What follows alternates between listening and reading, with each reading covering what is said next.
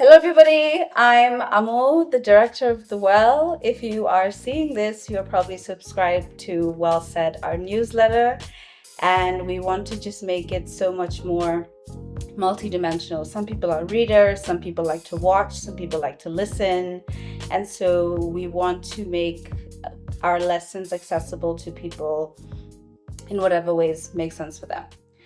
The timing of this first podcast is auspicious because it's sandwiched right in between Mother's Day and Father's Day, which is why we felt like it makes sense to make it about parental loss, because why would they make them that close? Like, even if you have your parents, you have to spend money now like 2 months in a row. And then if you don't have your parents, now you're crying for 2 full months. You take extended leave from work or more. Exactly. So this first one is on parental grief. And we just want to give a disclaimer that grief is forever. It's really big. It's really hectic. So there's no way we're going to cover everything in this session. But we would love at the end of this for you to let us know what are the types of grief you want to speak about. Anticipatory grief, friend loss, job loss, what are the kinds of grief? Disenfranchised grief, like when a friend dies and you feel like you're not allowed to be as sad as their mother because, the quality of the relationship or the content of the relationship was not the same. Yeah. Absolutely. Yeah. Okay. With me is my friend. Do you want to get stunning. Do we want Katlego or Kat? Either or, because people know me, like some know me as Katlego, some know me as Kat. You know me as Kat. I actually just decided that. You introduce yourself to me as Katlego, and then other people. But everyone else has called me Kat, so it boils down to that. But Katlego is weird. You either call me Katlego if you're my parent, because I also have like a street nickname that I grew up on that I'm not gonna say here. So when you say Katlego, I know that I either did something wrong, or it feels like I did something wrong when someone calls me by my full name. Yeah. So I think Kat works. Kat works? Yeah. Okay, cool. So Kat, we're going to share our grief stories, obviously, but a line that one of my aunts wrote me over the Mother's Day weekend that I found very difficult this year, we'll get into it, is that you're more than what happened and you're bigger than the grief. So outside of what we're going to talk about grief-wise, who is Kat? I'll speak to the Kat that you got to meet. Okay. He is a coffee enthusiast. We met at a coffee shop, but I had seen you somewhere before. With your dog. And then I was like, hey, did you ever go to this place and you had a dog? And they're like, yeah. And weird thing, I saw you 2023, 2 years ago, I think. Can I tell you the wildest thing? I'm sorry to interrupt you. Yeah. But I totally, and female people who identify as women will get this. He was like, I know you from somewhere. And I was like, can I just get some coffee, please? Because I thought he was trying to sneak in. And he was like, no, you have a little black and white dog, right? I was like, oh, you do know me from somewhere. Yeah. And then I let my guard down, and then we spoke. I understand having your guard up because men try all sorts of ways to just try and talk to you. And I know you from somewhere as the oldest chick in the book. At this time, I was genuinely actually, because I have a very great photogenic memory. Yeah. But I couldn't place you until when I did, and I had to say that if I was wrong, then it's cool. Yeah. But yeah, I'm a coffee enthusiast. And so much being that person, part of a coffee brand, I'd say, Home of the Bean, in Maboneng, on the corner of Arts on Main. And because of the name of the coffee shop, Home of the Bean, is we took it to the highest of levels in the sense of we personify the name. Yeah. So we're trying to cultivate a home through serving coffee for everyone. So that's why I end up like talking to everyone, because of just trying to provide a homely feeling to everyone who comes in. Doesn't matter which part of the world you're coming from. It doesn't matter what kind of a person that you are, whether you know about coffee or you don't. It's just, if you know about coffee, yeah, we'll talk more about it. If you don't, I'll share my experience of what it is that I know, so that at the end of the day, you feel seen and you felt like you were home. Yeah. So for sure, we spoke for 2 hours that day. Exactly. It felt like we've known each other forever. So being that, then people get to know me on different levels, but because I talk to a lot of people, I then come in as a facilitator, I would say. Mm-hmm. Or just a bridging person who you'll say, oh, I do product ABC, and I'm like, okay, I know XYZ people that could be interested in that, and I just connect you guys if I can. Yeah. So I'm that person, and then other people, I think that's who I am, or that's who I identify as. Mm-hmm.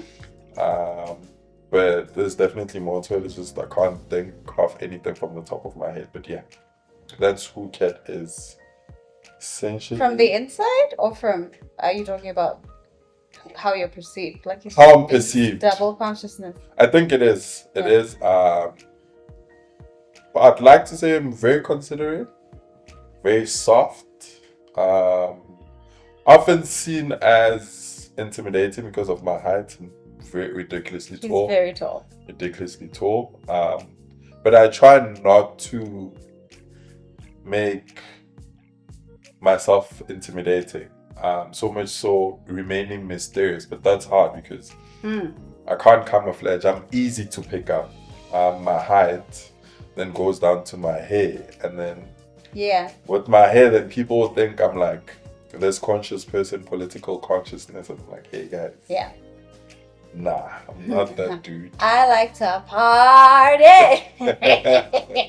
I'm not that dude. Yeah. But I think let's leave it down to the viewers. Then we'll give them a task. They will share who they think Kat is. I like that. Yeah, I think that's fair. I like that a lot. Yeah, I like that a lot. Okay. So we know this is a heavy topic, so I wanted to start it, a little light, a little easy. And this is inspired by one of my favorite podcasts of all time. It's called Food for Thought. It's a bunch of queer writers, scientists, artists. And the podcast is, not safe for work, not safe for children. But if you're of age, it's hilarious, but also so well thought out because all of them are like deeply educated, very widely respected in their sectors, professors at universities who then come through and are like, so I went to the club this time and you know what I mean? It's like a very nice mix. So they call it amuse bouche, as in like the starter to your meal. So ours is going to be this or that parental loss edition. Okay. So I'm going to give you 2 scenarios. Okay. And you're going to tell me which one you'd prefer and why. But like the why has to be like 1 sentence. Because like you're not a 1 sentencer. Okay. That's how I know Kat. So you're asking a question, you're talking for 2 hours. Okay. Are you ready? I think so. Okay. Would you rather, when it's all wrapped up and people go back to their normal lives after the funeral, have people go like silent and be like, he'll let us know when he wants us to come back into his space or he wants to come out? Or have people say the wrong thing and empty platitudes like Guzolu na pepisa, or my caterer for my mom's funeral actually was like, oh my God, I don't know what I would do if my mom died. I was like, me too. But I'm about to find out. I'll text you when I know. So So if you're watching, Tricky. It's tricky, hey? Very tricky. I did offer Kat some water and he said no, so. I think the silence works. Really? He said one word. One sentence, yeah.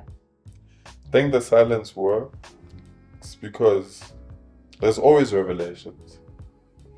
Pre, post, during the funeral. Yeah.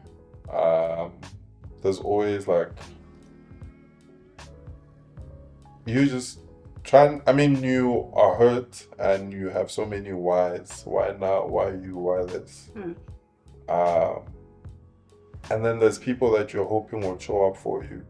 Yeah. And they don't. And then there's those that you didn't expect them to, but they do. Yeah. So yeah, the Guzolunga, I hate saying that to the next person just as much as I hate hearing it. And I understand some people mean well by it. But at that point in time, it doesn't feel like Guzolunga, so please don't say it. Exactly. Yeah, so. Exactly. I'd rather keep quiet, man. If anything, give me a hug at most. Okay. Yeah, that's it. So if people see you in public, can they give you a hug? I mean, Don't do that. Don't do that. Don't do that. Yeah, I keep to myself a lot, so don't do that. He is very. Yeah. You're open when you're in a safe space, but you are very boundaried and considerate and soft, as you say. Yeah. You are all those things. Yeah. So yeah. Okay. Would you rather have full creative control of the proceedings with your siblings, in your case, or just be like, lock yourself in a room and be like, Avbob or Santam or Sanlam or whatever, just do it and I'll show up? I don't think there's an adequate way to answer that, but I'll speak on my experience. When this happened, it happened. I lost my mom 2019, so it's about 6 years now. It'll be 6 years in July. Guzolu. So at the time, I wasn't doing any runarounds. Okay. I was, given the opportunity to grieve. But also, there's another thing that we'll talk about later, but I'll just mention fully. I don't think we have a privilege to grieve. Because in the midst of losing a parent, people come to your house to share the grief with. Yeah. And you need to attend to those people. And which I hate. Attending to them doesn't mean just also talking. You have to make tea, you have to make this, you have to run around. So you do not have the process to sit and wallow in your feelings. And if you do, you're given like a time frame to do it, or you have X amount of time to do it. But I've also seen, depending on how you feel about that, it also works as an escaping mechanism to run away from reality of what's happening. Also, being surrounded by people is beautiful. Grief only knocks in hard as soon as everyone else leaves. Yeah. So, I've never been a person to lock myself in a room and grieve. I like hearing stories about how the person who passed on, how other people perceived them. Yeah, that's a really nice part. And there's always like new stories, like, oh, actually. Yeah. This is, You're like, oh my God, she wasn't just my mom. Yeah. She was also like an artist. Yeah. Wow. Yeah. And then also the older you get, the more sense other stories make. Mm-hmm. Yeah, so, yeah. So you didn't answer the question. Okay.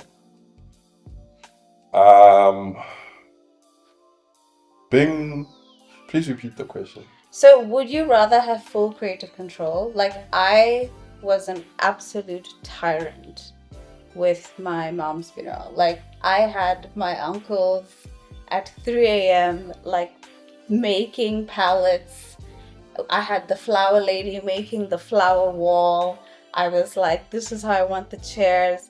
And I was like, the astroturf is the wrong direction. Move all the chairs out again. Flip it. bring the chairs back in. This is where I want the music to go. Like, this is where the priests are gonna sit. Why don't the priests have water and a jug? This is the exact, like, thing I want draped over. Okay. Quick one. Her thing. Yeah. How long ago was that? 2021.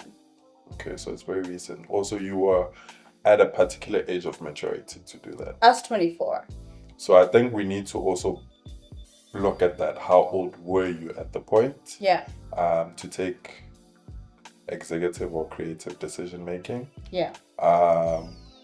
When my mom passed, I don't think I was at that level yet. Okay. But my grandfather passed last year, and I was at the forefront of everything. So too. No, it's okay. He had lived, and yeah. But I think age plays a role. I mean, okay, not necessarily, because some people are like deep in it and they don't want to do anything. But you kind of forced to. Yeah. Kind of forced to. But I rather take like being the decision making. Okay. Front line. Sounds good. Yeah. Cool. I think this is called intuitive versus another word that starts with an I that I forget. Okay. Grieving. Okay. But would you rather sit in your feelings or throw yourself into something like work, a project, a relationship, or whatever after the death? I'm not one to sit around in anything. A day or two is enough for me of not doing anything. Okay. So I'll always be outside getting my hands dirty. Okay. Yeah. So I'd rather be outside and walking. Yeah. I don't know if this is me running away from the reality, but I think it's also a thing of even the person who has passed on. No, that has been the nature of the people that I've lost. These are people who were very out and about. And they always were busy, or they were always outside. So they wouldn't want me to just like sit. I think so. Mm-hmm. I think so. Mm-hmm. Maybe they would want me to like sit down with my feelings and not run away from. Not running away. I'm just like, it helps with the process, like of everything. Just me accepting what's happening if I am busy. But if I'm seated, I think then I may go into like depressive episodes. Yeah. And that's not what I want for myself. Yeah. I call it the gift of shock. Okay. Like the rest of my family were very like weeping and so we had to be like, are the scones here? Is it this here? Is it that there? Whereas I had the space to be really creative and be like, because I was like, ghost chairs, everybody's coming in white. This is the sequence of the music. Like, when I say I was a tyrant, I was like, if you come to the gate and you're not in white, you have to stand outside. You don't get to sit in the seat. But what informed that decision making? Did your mom kind of say this is okay? No. It was my mom died at 44, so we certainly were not expecting her to go. And I wanted her to be cremated because I didn't want to have to walk through a cemetery to be with her. I wanted to be able to like reach her quick, fast, anytime. And I think because of the nature of my relationship with my mom, as you get older, you get more friender than parental. Yeah. And so people were like, if anybody would know, it would be her. So if she says that we're doing this. So you had the executive decision making. Yeah, I had the social capital to have the executive decision making. Okay. Do you know what I mean? Okay. Yeah. And then afterwards I wallowed. That was going to be my question. Yeah. Looking back now, do you wish there was anything that you had done differently? Absolutely not. Oh, okay. Because I would have been mad, like if the mic wasn't working, or and also it was COVID times, so I also was organizing like the live stream and whatever. So like if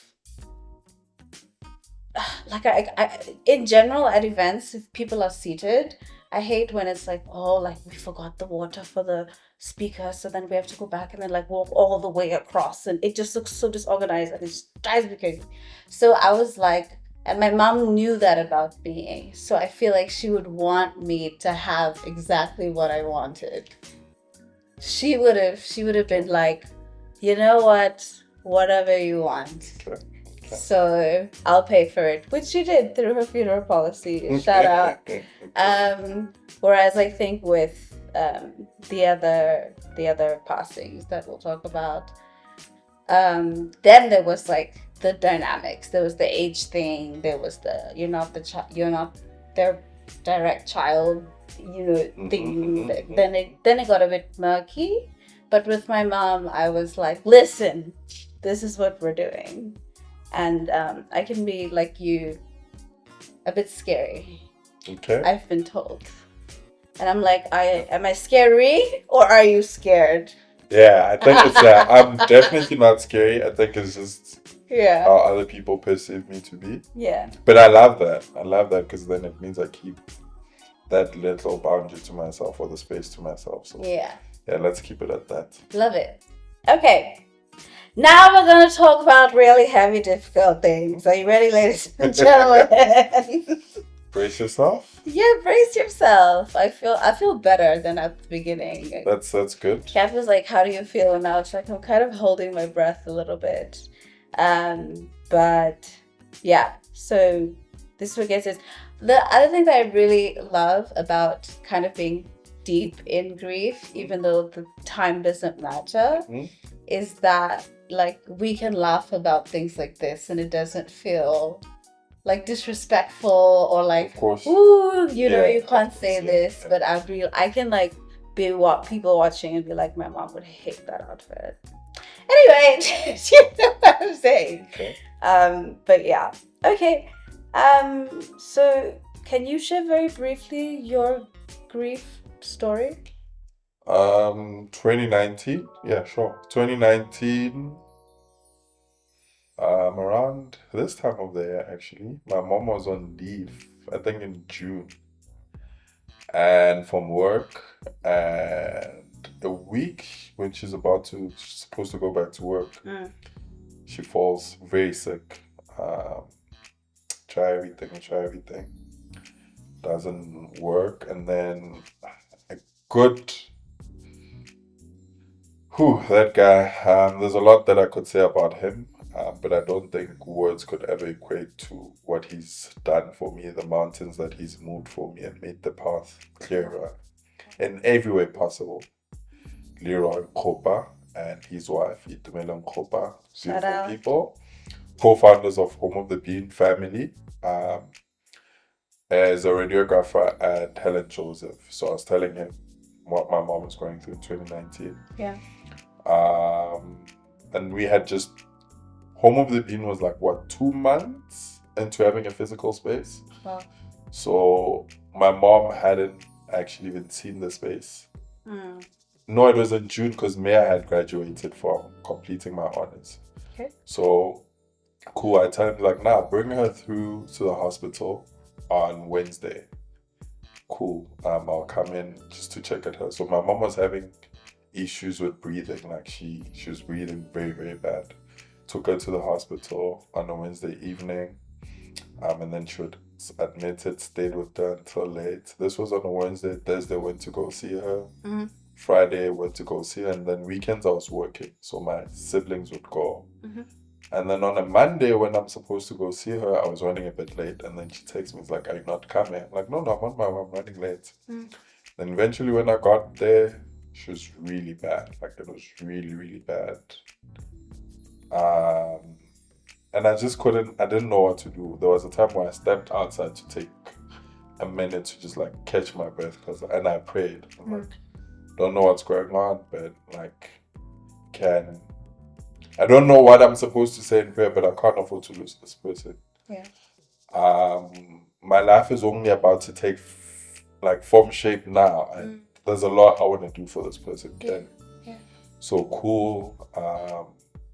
Eventually visiting hours end, and then I go home. this is like she's all that I'm thinking about, And then I took her phone with because she asked me to charge it. Then I get home, and then at night around 10 to 11, I get a call from the hospital. He's saying they're resuscitating my mom. And I'm like, kneel down, pray hard. And then I get another call, I think 30 minutes later, to say, yeah, we tried our best, but your mom has left us. And at that point, felt like the world is crumbling. For sure. That's just like, yo.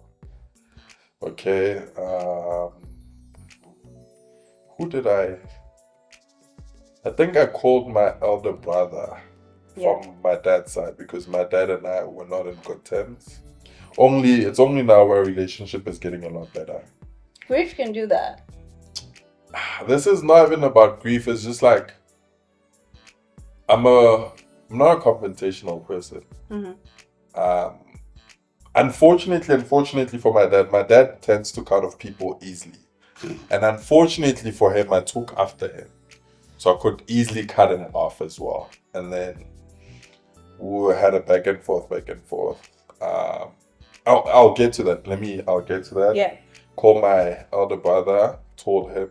And then my maternal grandmother's sister lives on the other street. So, and then I ran over to them to go tell them, knock on the window. And then I told them, and then just like, everyone just like shut down and started crying. And now when I look back, I'm like, I think it's one of those points where I'm like, she's just not only my mom. Mm-hmm. She's everyone else's mom. They feel the loss just as me. I can't like own her alone. Yeah. And then that happened. Of course, I think this is like losing a parent, a mom, I'd like to think it's something that no one can ever be ready for. For sure. It doesn't matter how old you are, you can never be ready for. Yeah. And then, we buried her unfortunately on the 27th of July. Why is that unfortunate? 27th of July is my grandfather's birthday. So he was then forced to bury his only daughter. So that was even more painful for him. And people showed up. I don't remember stressing about anything during that time. Like my grandmother's maternal side of the family came through. Paternal grandfather's side of the family came through.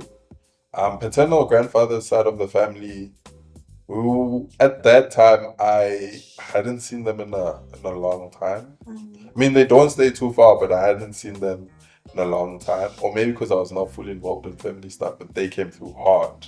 Okay. My father, also and his family, they big on family, and showing up, they also came through heavily. So, my cousin from my father's side, when he sees my father, he calls him uncle.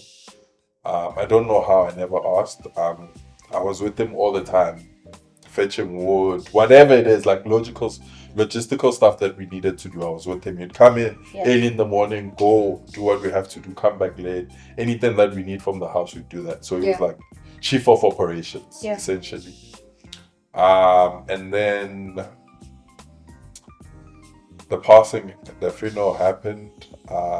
And of course, when you have a lot of people, you feel supported. Also, there were people that I was holding on to, hoping that they would support me, but they didn't.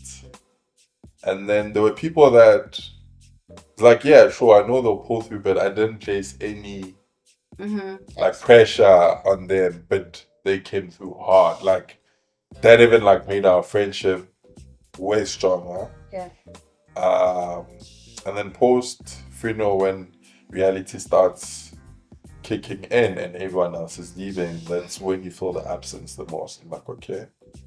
And then there's also other things that you deal with post that, like policies. Found out there's this. And I remember when we were claiming like Deadman.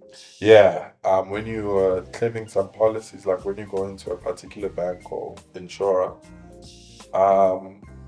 and they are like, they're doing this to them as like an everyday thing. They're not like emotionally invested in any way. They're singing. And I'm like, guys, do you understand how severe this is? Like, at least give me that privilege or respect that moment for me. And I think I had a lot of questions as to why is the world like moving on? It should come to a standstill. I lost the parents. Exactly. But at a later point, I realized actually the world will never stop. I was angry at some people that they kept on living. Yeah. You bring my mom today, tomorrow you're going to a party. How? But how sway? Yeah, but I was like, you don't owe me that much. Surely my mom would have wanted you to continue living your life. She has lived hers, and unfortunately, it has come to an end at a point where neither of us were expecting it to. Yeah. And it was that I luckily, which I'm till today, very grateful for this. I can't remember how long into my mom's passing, maybe a month and a half. Yeah. Dreamed about her, a very vividly clear dream. Yeah. And in the dream, I was very well aware that she has passed on. And I asked her, why did you leave her so early? And she's like, my will is done. I've built the foundation. You carry the baton forward now. And when I woke up, I was like, is this what I think it is? Like a visitation dream. Yeah, it's like a proper, like I can tell this person has passed on. We had a clear conversation. And she gave me the answer that I was longing for. It's not the answer that I needed, but it's not the answer I wanted, but it was the answer that I needed. Yeah. And then that just like paved the way. Of course, the way had a lot of cracks in it. Had a lot of poodles in it. There was a lot of like gingerly walking around and walking on eggshells. It's never like a clear path to walk on. Yeah. But it paved the way to say you're heading in this direction. Yeah. Because this person told you that it was time. Maybe it's a psychological thing that I had in my head. I don't know what it is. I could never explain it. But it sealed everything for me. Of course, I'll always have questions like, if this person was around, maybe 1, 2, 3, 4. Yeah. And then at least I have this thing that I can always go to say, but they told me that they laid the foundation. Yeah. I need to build from that. Yeah. So that is how, I dealt with my grief. And then, of course, there were many other revelations. There were things that she told us, like, hey, be careful of 1, 2, 3, 4. And when she mentioned them, I was like, hey, Wabu Wafela, because it's just being a parent. But when I started seeing it, it's like, hey, okay. Yeah. Okay. Yeah. So that's what happened. And of course, things have never been the same ever since. Yeah. Mother's Day. I can't remember some stuff. The first year of Mother's Day was hard, but it was COVID.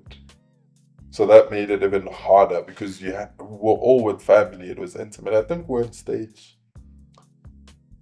We're still in the very strict stages of lockdown. Mm.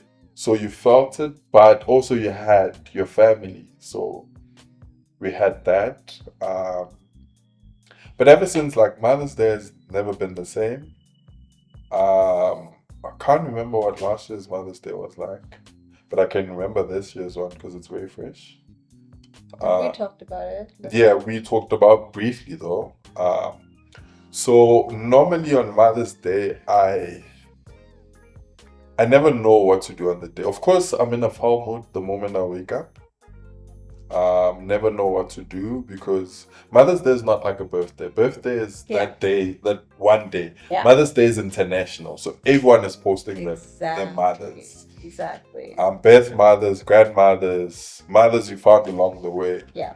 And I never know, like, I appreciate all the other mothers that I have. But there's this one person that matters the most. Yeah. And I never know how to navigate that. So on this day, I didn't post anything until far later on, until when the day was about to end. Yeah. Only because. So I co-founded a book club as well. Yeah. And in the book club... Multi-hyphenate. try. In the book club, we were reading Toni Morrison's Beloved. Beloved is about staged in America during slavery era. Yeah. And this lady, Sete, I think that's her name. Sete. I think she has kids. Yeah. And then she then tries to kill her kids so that they're not also they're not made slaves, right? And then unfortunately she only kills one of her daughter by slitting the throat open. Yeah. And all the other kids she will stop before she could kill them. And then this kid now is a ghost that follows her everywhere. And then, because this book was like very hard to comprehend, I didn't get far. But there was a quote that stayed with me and I shared it with you and I was like, that's a task for you. Let me try and look it up to say I also, we unpacked that in the book club and then it made the day a lot clearer for me, or took off whichever pressure that I had on my shoulders about the day. The quote read as, anything dead coming back to life hurts. So yeah. Yikes! Yeah, that one hit me like it had hard. Yeah. So one of the book club members also spoke, like clearly stuck with everyone. One of the book club members is like, hey guys, there's this part that stuck with me. What do you guys make it out to be? And I was like, can I be the first one to speak? And I was like, unfortunately, I'm gonna bring it back to what's happening today. So in the book club, at this time there was 5 of us. 3 of us lost our parents. Yeah. One when they were very young, like they were still in primary. The other lost her mom last October. So this is very new. Yeah. And then there's me 6 years ago, right? Yeah. And I was like to them, this feels like, of course, I always want my mom. Like I was like, I wish you could come back and say, hey, I was playing. I just wanted to see how you're gonna go on with life. But forever wanting that. Yeah, if that happens, it's gonna feel like I'm crazy because I've mourned her and I've not necessarily dealt, but I'm still dealing with that. And then for her to come back and say, hey, I was just playing around, will hurt more than her passing. So I was like, it's really? Me. Yeah, because now I'm gonna be crazy and all of those things. Like I went through all those emotions for you to say you were playing. Of course I want you back. Yeah. And live. Because I'm sorry to interrupt, because it's so uncanny, because I have had not a thought but an identical dream to what you said. Okay. So I'm having a dream. It's very realistic. Mm-hmm. It's like me and my mom are there and she's back. Yeah. And I say it and oh my God, like there's not an original experience on earth. Word to James Baldwin. I said to her, okay, what are we going to say now? Because like we had a whole funeral, we had a whole thing. Like people are going to say we were making it up and we're crazy and like, what are we going to do? And I cannot believe you had an identical...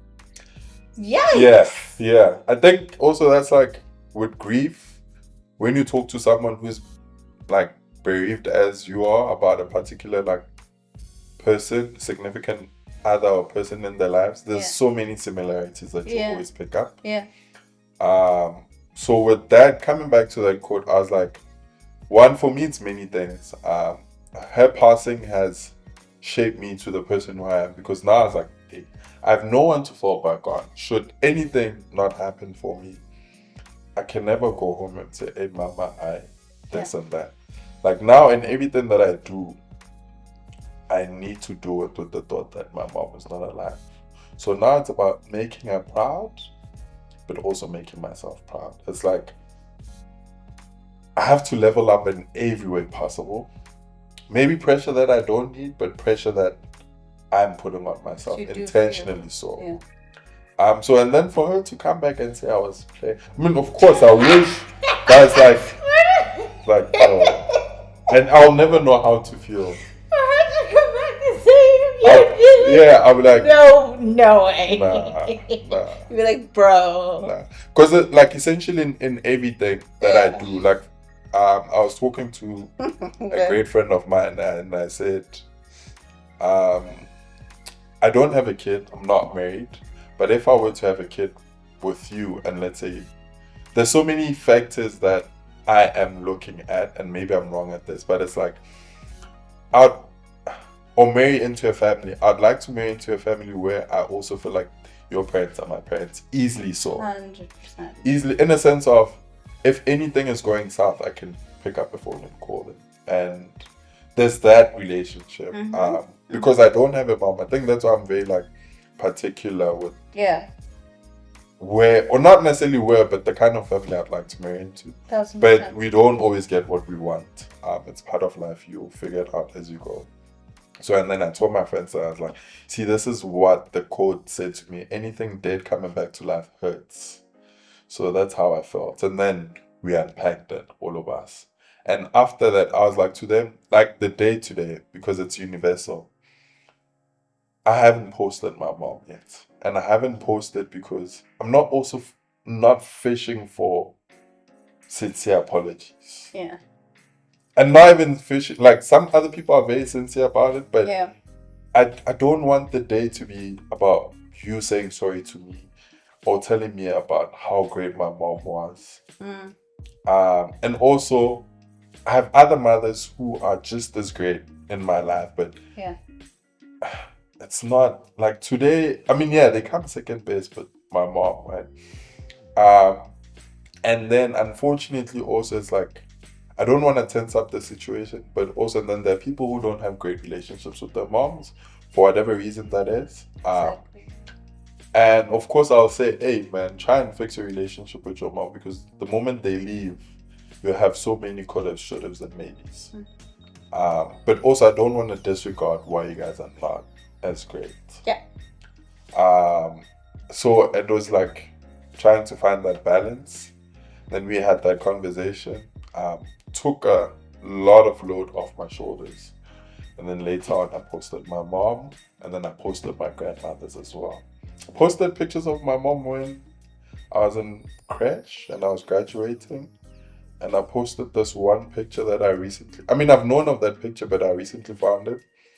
And we kind of have the similar pose. So I was like, I'm going to post this. I'm not going to post anything recent. By recent, I mean the latest pictures I have of her. I'm just going to look at the times when I'd like to think she was living a simpler life and a lot happier and not like overburdened by whatever. I then asked my siblings how they're dealing with the day. Okay. Yeah, because unfortunately you have each to their own kind of way of life. Okay. But that day I had a conversation with my brother before the book club. And he said something about what my mom told him before she passed. Well, in that week, and he hadn't said anything. He was keeping it to it. And then made the day even heavier. Oh. But yeah, because we were also having like just a disagreement about something. But he was like, okay, now I'm older enough for him to tell me that. Or rather, the situation now allows for him to say that. Okay. But yeah, so that's how the day felt. But I think I'm at grief is just up and down. There's another book that I always rave about this book, and my book club members hate me for it. Sorry guys, but there's a book called Someday Maybe. Yeah, I know about it. Yeah, I think I've also told you about it many times. It is by, I'll tell you just now. It's by Onyi. I'm sorry if I'm not spelling it properly. Sorry. It's by Onyi Nwabineli. I think she's Nigerian. But it's set in the UK. About a lady who loses her husband 4 years into the marriage and has to deal with the mother-in-law. But the husband killed himself. So suicidal death also leaves so many question marks. But it like perfectly for me explains grief and what it is that you go through. Like we all understand grief, but when it's written, it's just like now you have a way to explain it. Yeah. So it was that, and it's this book that I read, and then like it pushed me into half a circle, Mm-hmm. and then I read another one. Oh, dang. Man's just plugging his book club heavy here. Not even. This is just like, I think Before I Let Go, that speaks about love and giving love a second chance. So it was like a yin yang. Yeah. Grief being like a negative and love being positive, and going to therapy for that, and then made a full circle. And then I think that just like elevated me higher. Yeah. On the next level of grief. And now I've accepted that my mom has passed. Still wish like some moments she could be with me, just to guide me, or just like to share whatever milestone or whatever. And I think our relationship could be a lot better now. I mean, we had a great relationship, but I think now it would also be on a friend level. I mean, she'll always be my mom, but there would be things that I could easily talk to her about. There's a friend of mine, my childhood best friend, and I see the conversations he has with his mom. Yeah. And I'm like, that could have easily been me with my mom. Yeah. But I'll never know. But my dad and I kind of have that now, where I'm like, I'm talking to him as an elder, but also as a friend. Yeah. And not as my dad. Only. Only, yeah. Yeah. So yeah, I think I've said a mouthful. I think that was excellent. Thank you. And thank you so much for sharing, because that's like, it's your thing and you could have kept it, but you're like I said about James Baldwin, it's like you feel so lonely, like you're the only person in the world who's ever felt this pain, and then you read and you are like, psh. Yeah, like Ecclesiastes says, there's nothing new under the sun. And you feel like, okay, somebody's going to do it, which is also why I'm doing this work. Thank you so much for listening to our first episode. Thank you to the Makers Valley for making it happen. Please check out our BTS. Thank you to Shane, who put all of this together with so much love and care and attention to detail. And thank you for sharing so much of yourself with me. Thank you. Thank you. Thank you. As you know, we can't condense it all, so there'll definitely be series on spousal loss, child loss, friendship loss, disenfranchised grief, anticipatory grief, like when your person is in hospice, for example, and you know that they're going somewhere and whatever. There'll be that. So let us know what you'd like to see next, and thank you for watching. Bye. And check out Home of the Bean. Thank you, Sean. Damn, that was a lot. But I thought it was gonna fly. You feel lighter? Please. I'm so